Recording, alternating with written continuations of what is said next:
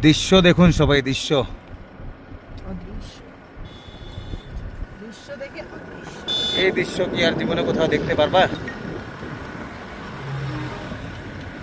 জায়গা দেখো, জায়গা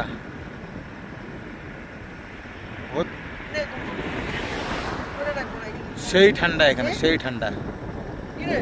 এত ঠান্ডার মধ্যে যেটা ভিডিওটা বানাইতেছি না, মজা এসে গেছে জায়গাটা দেখে, মজা এসে গেছে, মজা মজা মজা। কিছু সিনারি আছে, কিন্তু